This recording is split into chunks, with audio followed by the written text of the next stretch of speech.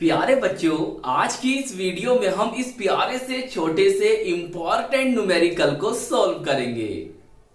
एक बैटरी से 4 ओम प्रतिरोध तार में धारा प्रवाहित की जाती है। उसी बैटरी से अन्य 9 ओम प्रतिरोध में धारा प्रवाहित करने पर बैटरी का आंतरिक प्रतिरोध ज्ञात कीजिए, जबकि दोनों तारों में धारा समान समय में समान ऊष्मा उत्पन्न करती है। तो चलिए फिर कॉपी और पेन निकाल लीजिए और सॉल्व करते हैं बहुत ही सरल तरीके से आज के अपने इस इंपॉर्टेंट न्यूमेरिकल को। तो प्यारे बच्चों, किस तरह से आपको इस न्यूमेरिकल को सॉल्व करना है उसे समझिए। देखिए, जो वैल्यूज हमें दे रखी हैं और जो हमसे पूछी है, सबसे पहले उसे लिखिए यहां पर। प्यारे बच्चों, हमें R1 दे रखा है 4 ओम और R2 दे रखा है 9 ओम और हमें स्मॉल r बोले तो आंतरिक प्रतिरोध को ज्ञात करना है। अब प्यारे बच्चों, इस न्यूमेरिकल में जो फॉर्मूले यूज होंगे उन्हें आप सबसे पहले लिखिए, और अगर आपके याद नहीं है तो जल्दी से कॉपी में लिखकर याद कर लीजिए। क्या है भैया? I बराबर E upon R plus R। I क्या है?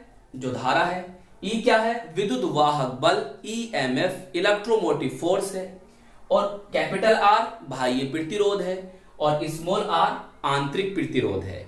और इसी तरह से हमें इस न्यूमेरिकल में इस वाले फॉर्मूले की भी जरूरत पड़ेगी, तो याद कर लो। H बराबर ऊष्मा है, H बराबर I स्क्वायर RT। ये तो ऊष्मा हो गई, ये धारा हो गई, ये प्रतिरोध हो गया और ये समय हो गया। अब प्यारे बच्चों, आप अपने न्यूमेरिकल की अंतिम लाइनें पढ़िए। उसमें क्या लिखा है?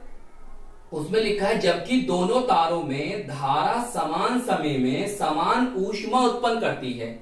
तो हमने यहां पर क्या लिखा? दोनों तारों में समान समय में समान ऊष्मा उत्पन्न करती है। तो इसका मतलब ये हो गया, पहले तार की जो ऊष्मा होगी वो दूसरे तार की ऊष्मा के बराबर होगी।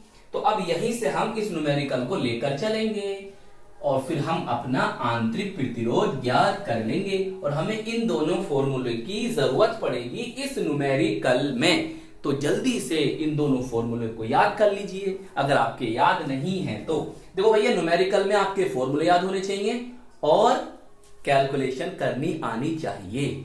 सही, बस ये दो ही चीजें तो चाहिए। चलिए प्यारे बच्चों, अब कैसे करेंगे? देखो प्यारे बच्चों, नन्हे मुन्ने बच्चों, H1 पहले तार के लिए, तो प्यारे बच्चों क्या हो जाएगा? I1 square. सही है, R1 और समय तो समान दे रखा है तो T लिख देंगे बराबर। अब दूसरे तार के लिए क्या हो जाएगा प्यारे बच्चों? इस फॉर्मूला देखें सर, हो जाएगा I2 स्क्वायर R2 और समय समान है T।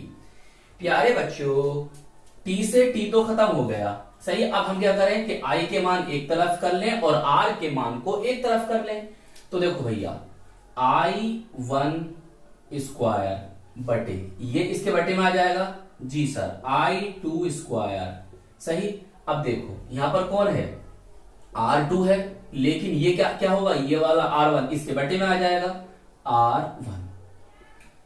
अब प्यारे बच्चों, R2 हमें दे रखा है 9, तो हमने लिख दिया यहां पर 9, और R1 दे रखा है हमें 4, तो हमने यहां पर लिख दिया क्या? 4। बताओ इतनी बात समझ में आई या नहीं आई? आ गई? नन्हे मुन्ने बच्चों, मैं इसको I1 अपॉन I2 का होल स्क्वायर इस तरह से कर सकता हूं? जी सर, कर सकते हो। अब हम ये भी जानते हैं कि 9 का जो 3 का वर्ग कितना होता है? 3 का वर्ग 9 होता है, तो 3, और 2 का वर्ग कितना होता है? 4, तो 3 बटे 2 का भी यहां पर होल स्क्वायर। सही प्यारे बच्चों, अगर हम तुलना करें तो अब क्या बनेगा? सर ये बनेगा I1 अपॉन I2 बराबर 3 अपॉन 2। सही, अब मैं इसी क्रॉस मल्टीप्लाई कर दूं तो ये इसकी गुणा में आ जाएगा 2I1 बराबर, ये इसी गुणा में आ जाएगा 3I2। तो हमारी ये बात बनी। अब यहां से प्यारे बच्चों आपका ये वाला फॉर्मूला लगना शुरू हो जाएगा और बस इसी से आपका आंसर आ जाएगा। तो अब ये फॉर्मूला यहां पर रखना शुरू कर दीजिएगा। देखो भैया, 2E E E E upon R1, इसकी बात चल रही है ना I1 की, तो यहां पर R1 plus small r plus 3 बराबर, प्लस नहीं बराबर 3e बटे R2 प्लस R। प्यारे बच्चों e से e चला गया, e से e चला जाएगा। अब क्या करेंगे, देखो भाई क्रॉस मल्टीप्लाई, इसकी गुणा इधर और इसकी गुणा इधर कर देंगे। अब मेरे बच्चों अब हम इसी गुणा क्या कर रहे हैं, 2R2 प्लस R, सही, 3R1 प्लस R, ब्रैकेट को ओपन करें, 2R2 प्लस 2R बराबर 3R1 प्लस 3R। देखो ये समझ लो पहले इतना। अब देखो प्यारे बच्चों हमें R1 R2 तो दे रखे हैं, तो हम इनके मान रख दें R1 और R2 के। तो इसका मान कितना है प्यारे बच्चों R2 का, सर 9 है, तो यहां 9 आ जाएगा plus 2R is equal to, यहां देखो 3 इंटू 4 आ जाएगा प्लस 3R। 9 दूनी कितना होता है 18 होता है plus 2R is equal to 4 से कितना होता है 12 होता है प्लस 3R। अब देखो प्यारे बच्चों हम ऐसा करते हैं, जो R वाले वैल्यू उन्हें एक तरफ कर लेते हैं और बिना R वाली वैल्यू एक तरफ कर लेते हैं। तो 2R, अब ये क्या है प्लस के, इधर आकर होंगे माइनस के 3R बराबर 12, इधर जाएंगे तो ये माइनस करेंगे माइनस के 18। यहां से क्या बचा, यहाँ माइनस का R बचा है, और यहां से क्या बचेगा प्यारे बच्चों माइनस के 6 बचेंगे, तो माइनस माइनस खत्म हो जाएंगे, तो R बराबर आ जाएगा 6 ओम, और यही है आंतरिक प्रतिरोध।